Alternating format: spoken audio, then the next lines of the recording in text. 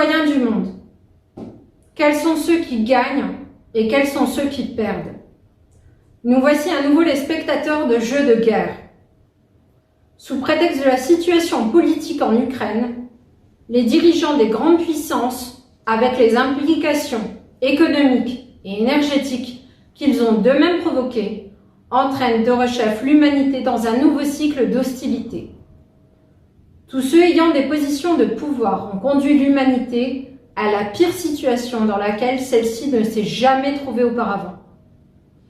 Ils veulent maintenant nous persuader qu'ils agissent pour l'équité et pour la protection de la démocratie. De quelle démocratie? La démocratie n'existe nulle part dans le monde entier.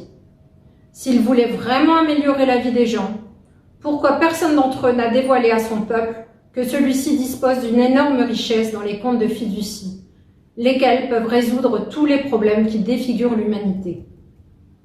Tous ceux ci-dessus sont en effet une mafia, ayant les mêmes chefs, qui exécutent un plan de division et de désorientation des êtres humains. Leur but unique, ce n'est que la survie du régime social dont ils font tous partie et dans lequel ils servent également. C'est ce qu'ils font toujours quand leur établissement est en danger, bien sûr via l'aide de la propagande des masses médias internationaux. Nous jouons à leur jeu. Nous devenons des complices volontaires au théâtre de leur folie et nous finissons par supporter un côté ou l'autre, ignorant et oubliant que ce sont nous-mêmes qui souffrons toujours des conséquences. Les villes d'Alexandroupoli et de Souda sont devenues les cibles de la Russie, puisque les pantins à l'intérieur de l'Union européenne leur ont donné une licence d'utilisation du port d'Alexandroupoli en tant que centre de transit de matériel militaire des États-Unis vers l'Ukraine. Est-ce que cela a-t-il été fait pour l'intérêt des Grecs?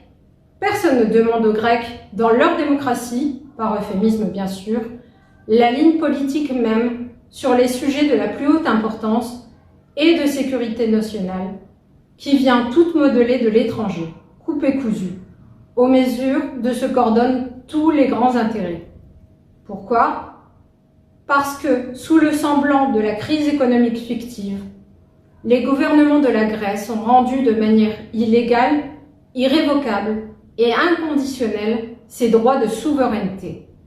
Depuis lors, elle est commandée par les prêteurs, ainsi que par les tribunaux du Grand-Duché de Luxembourg. De plus, tous les ministères du pays, ainsi que le ministère des Affaires étrangères, ont été mis sous le contrôle de l'autorité indépendante des recettes publiques. La société fantôme ne dispose pas d'entité juridique et de plus n'est même pas contrôlée par l'État. Notre pays, via les trahisons en tant d'années, est soumis à des puissances étrangères alors qu'il se trouve au centre de 3 continents. Et uniquement en raison de sa situation géographique, il devait être une superpuissance indépendante et autarcique. Le besoin d'un commandement vaillant, indépendant et purement helléne est plus grand que jamais. Avec un ministère de politique étrangère qui respectera l'histoire, la dignité et la volonté des Hellènes, agissant sous la règle de la protection de leurs droits, éloignant tout ce qui est dynamite et met en danger la sécurité des Hellènes, et par extension celle de toute l'Europe et du monde entier. La Grèce a toujours été à la tête de la libération de l'humanité. Pour une fois encore, la Grèce donnera la preuve, tracera le parcours. Tous les peuples suivront et secourront le joug tyrannique des gouvernants. Le corps politique Hellinon assemblé est ici pour l'obtention de la très noble union de tous les êtres humains, avec des positions bien claires et des solutions pour l'établissement de la réelle démocratie, où les citoyens participeront à toutes les décisions politiques qui déterminent leur propre futur.